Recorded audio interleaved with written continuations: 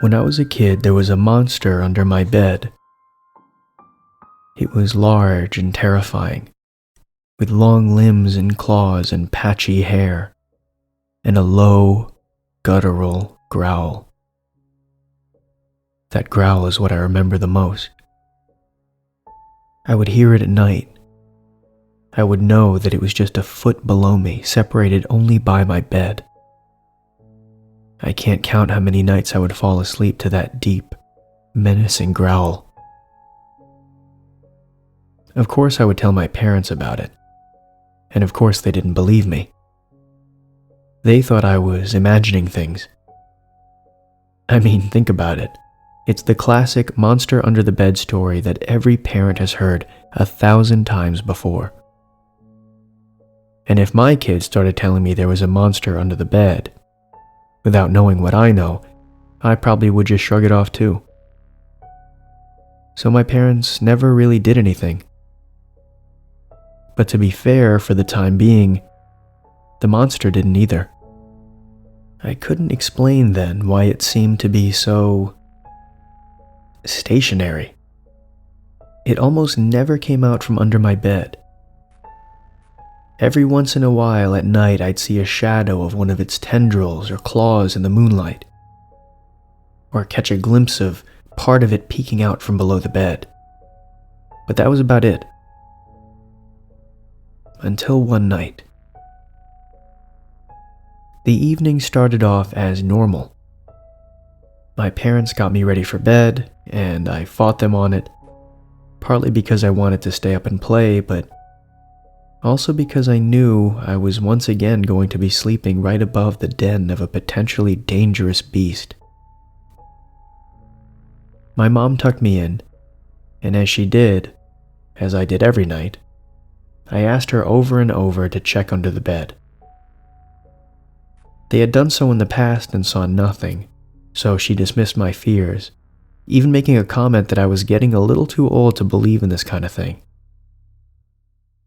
She left the room, and I was alone.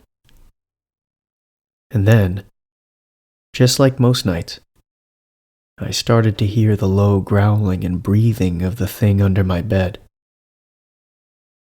As usual, I stayed up terrified for as long as I could stand, before slowly drifting off to the sound of the creature. I awoke an undetermined amount of time later. It was still night because my room was still dark, and moonlight was coming in through my window. I opened my eyes but didn't move. I heard a sound, but it wasn't growling or breathing. It was squeaking, and it was coming from the window. I shifted my eyes toward the window without moving my head too much, and what I saw absolutely terrified me. There was a man, dressed in all black, slowly opening my window and attempting to climb through. In his right hand, he brandished a knife that glinted in the moonlight. He was being quiet, stealthy, attempting to not be seen or heard. I don't think he realized that I was awake as he slid his body through the now open window. I didn't know what I should do. Should I scream for help? If I did, he would definitely make it across the room and get to me before anyone could make it in here. And then who knows what this psycho would do to my parents?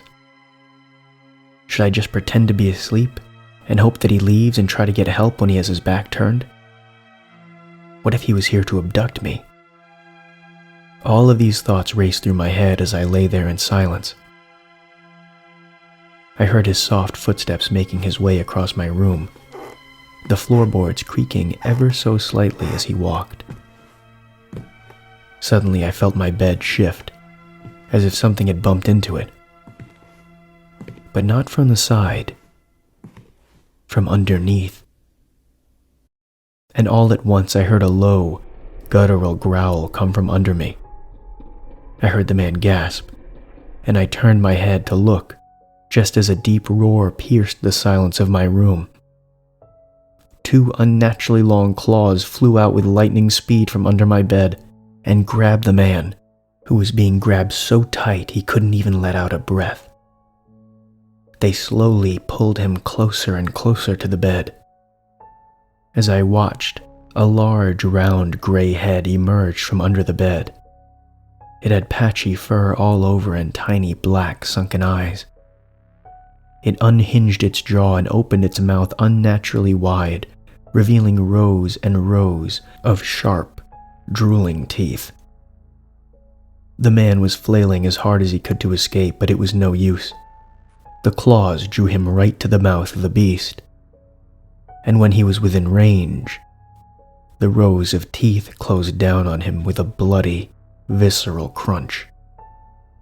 When the creature had finished eating the intruder, it turned its head to look at me. Its tiny black eyes, wide mouth, and round head staring right at me. The subject of my fears and nightmares realized.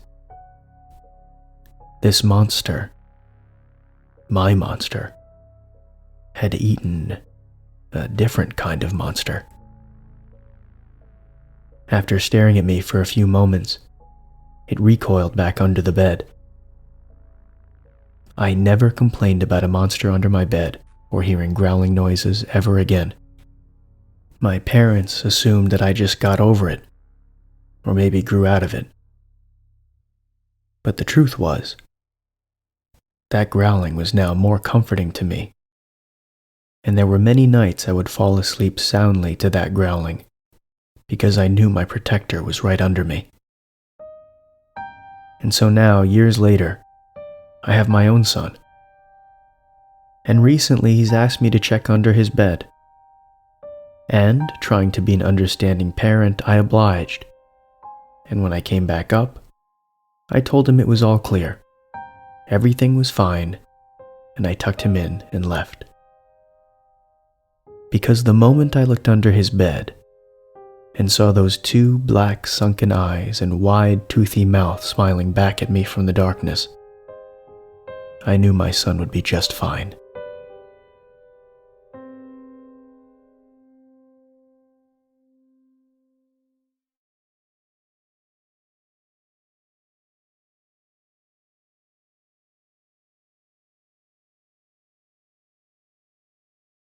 Our story begins with 18-year-old Jerry Howell. Jerry Howell was the son of Paul Howell, who was a merchant who worked at a booth at the Westport Flea Market.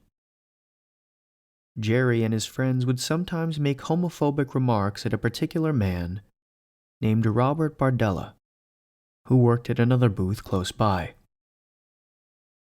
It wasn't long, though, before Jerry confided in Robert that despite the homophobic comments by him and his friends, they sometimes made money on the side, selling their bodies as male prostitutes. Robert Bardella and Jerry Howell eventually became, in some ways, friendly with each other, although they would still have arguments every now and then. Often, Bardella would offer legal or financial assistance to Jerry if he happened to get on the wrong end of law enforcement. On July 5, 1984, when Jerry was now 19, Bardella offered to take Jerry to a dancing contest in Merriam, Kansas. Jerry accepted. Little did he know when he accepted that ride, it would be the last one he would ever take. Because the man who was driving him, the man he knew as Robert Bardella, would later be known to authorities and the public as the Kansas City Butcher.